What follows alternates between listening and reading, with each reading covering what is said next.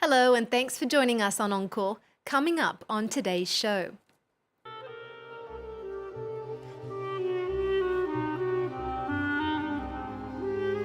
When the Syrian uprising first began 6 years ago, Damascus-born clarinetist and composer Kinan Azmeh couldn't score a single note. Now on his most recent album, Songs for Days to Come, Kinan's not only found his voice, but is giving resonance to the sounds of Syrian poets in exile. He won a Grammy as part of Yo-Yo Ma's Silk Road Ensemble and tours the world with his Arabic jazz ensemble, Hewar.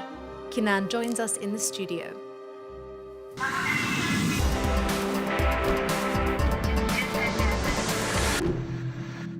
Kinan, thank you for being here with us and welcome to Paris. Thank you. Congratulations on your Grammy win earlier this year. You took home Best World Album for Sing Me Home as part of cellist Yo-Yo Ma's Silk Road Ensemble. It was recorded alongside a documentary called The Music of Strangers. Now, what does the Silk Road represent? There's always the personal and the more general. I feel part of a family, actually, of musicians. Thinkers, educators, instrumentalists, composers, improvisers, and so on. But in a larger sense, it's a family of musicians that continues to expand. Musicians and people who think of music beyond borders, beyond the restrictions, if you want. And I've been lucky to be part of the ensemble for the last 4 years. And also lucky to be part of the film, The Music of Strangers, that was done by Academy Award winner Morgan Neville, who did 20 Feet from Stardom. That won an Oscar, actually, I think 2 or 3 years ago. And the film and the album came out around the same time, and it's been exciting times. You're not just playing on the album, but you're also composing. You composed Wedding. It features on the record. You composed it earlier on. It has a special dedication. Could you share that with us? Yeah, certainly. You know, some pieces you write earlier on, and they take different meanings when the context changes. I wrote the piece back in 2007. Initially for Hewar Ensemble, and then now, every time I play the piece, I think of all the people, and I dedicate the piece to all the Syrians who managed to fall in love in the last 6 years. You know, I find it quite inspiring that in spite of all the bullets or the barrel bombs and all the atrocities that are committed on a daily basis back home, people have the resilience and the strength in them to simply fall in love. And you yourself fall under that banner because you got married last September. That's right, that's right. You know, I mean, I wrote the piece not having that in mind. That's an afterthought. But I relate to that. I think, you know, when you hold on to what's meaningful, this is the best way of surviving, really. And, you know, and I hope that it's contagious. So love can conquer all, as can music. Let's have a listen to Wedding.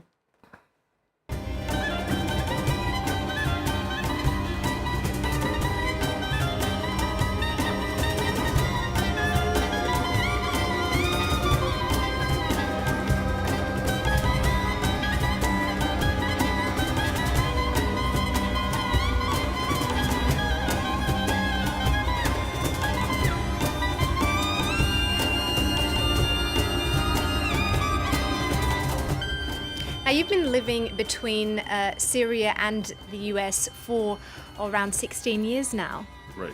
You graduated from the conservatory in Damascus to the Juilliard School in New York. How do the schools and the schools of thought differ? You know, I think what's different, I mean, at the core of it, it's the same thing. You know, you go and you want to learn how to become a better person, but also a better musician. I think the main difference when I was doing my undergrad back home, you know, I was part of a natural evolution of things. You know, you finish your high school, you go to university.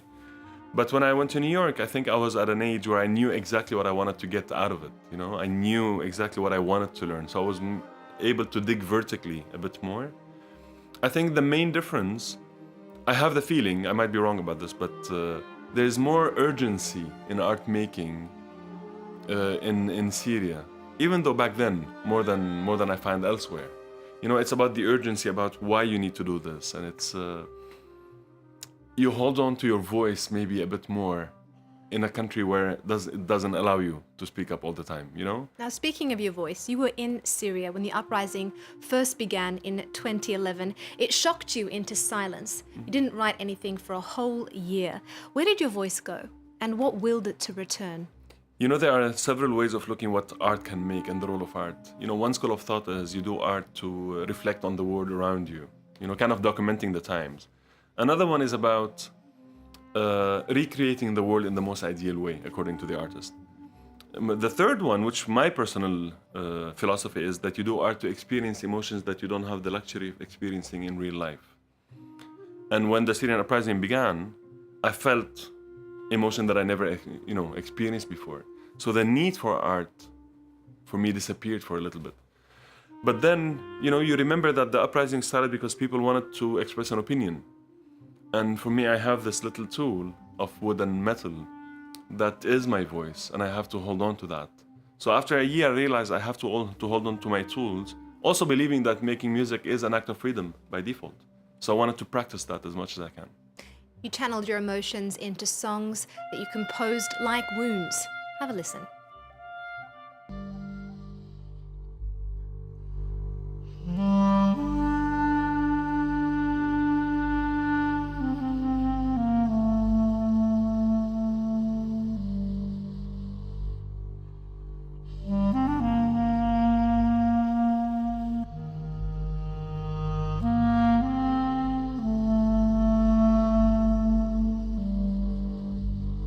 Onto a Palestinian rap duo who are also using art to heal wounds. Brothers Yasser and Mohammed grew up in Syria's Yarmouk refugee camp on the outskirts of Damascus.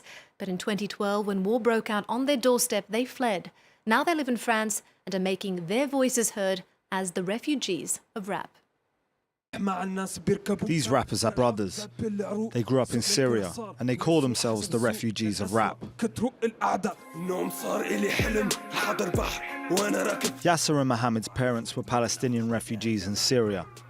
The two boys were raised in the Yarmouk refugee camp on the outskirts of Damascus. It was here in the early 2000s that the brothers started rapping. They put together a recording studio, and in 2007, the refugees of rap were born. It helps to make people aware of the situation and make them understand they shouldn't be quiet. We really have to speak about what we're living, to speak about the torture and the regime's repression. In 2012, the reality of war came calling as Yarmouk became the front line of the Syrian war. With rebel factions hiding in its streets, the camp was bombed by the Syrian Air Force. Yasser and Mohammed's recording studio was destroyed in one of these attacks. A year later, the two brothers left Damascus. When we got here, there was no housing, there was no aid. You had to wait for months to get set up. So we chose to book some concert dates and get to work. Like many rappers, Yasser and Mohammed's rhymes reflect the adversity they've faced growing up.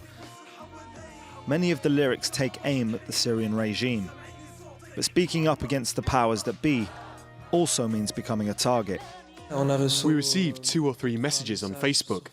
The messages said, "We know you're preparing an album, and if you don't stop, it's over for you.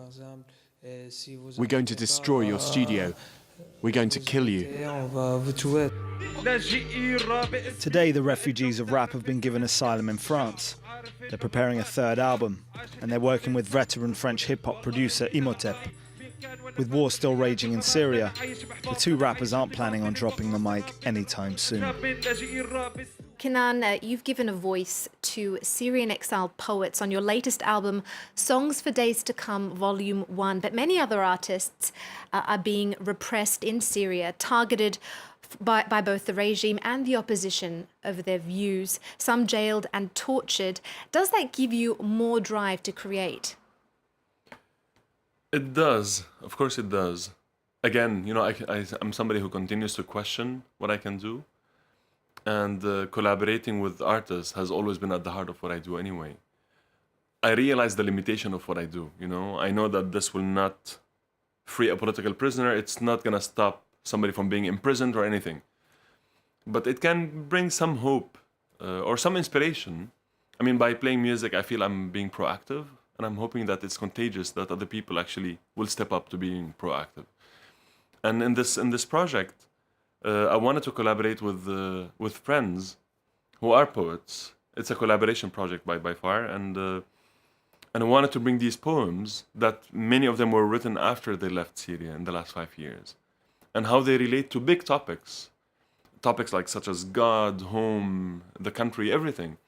And I think if one has to find something positive in the last 6 years, which is very difficult to find within all the tragedy, is that people are willing to discuss real topics. And for me, that was an inspiration to find these poems. So I wrote music for 5 songs, that's volume 1, by 5 Syrian poets who are all living outside Syria now. Now, outside of Syria, it's also been difficult to really say what you want to say and find that voice that you've been talking about. Because even in the US, you've mentioned that your voice has been stifled, that when you speak Arabic, you actually have to speak it softly sometimes for fear of discrimination. What's been your experience there? You know, I moved to New York about a week before 9/11 happened. And this is the time where you become careful. I was never afraid, but always careful. And but now, I mean, you know, if it's a battle we have to face, I'm always ready for it. You know, now I speak loudly about my beliefs, but also about, you know, in Arabic and other languages. And I feel I have room to maneuver. Having a clarinet in hand certainly helps all the time.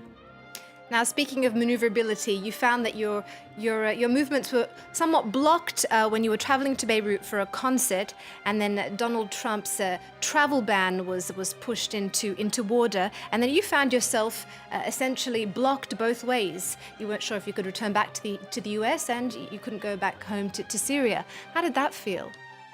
You know, it's a very tiny story in relation to what people went through. I mean, when you think of the Syrian context, with 500,000 people killed, almost half of the country's population has been displaced, whether internally displaced or refugees in other countries. For me, not being able to go back to an apartment, it's nothing in relation to people who lost everything. But it makes you wonder, you know, what was for me pleasant to see, that, you know, after this travel ban was issued, immediately people went to JFK to demonstrate. And you see this kind of discontinuity between people who demonstrated at JFK and border control who are trying to enforce other sets of values.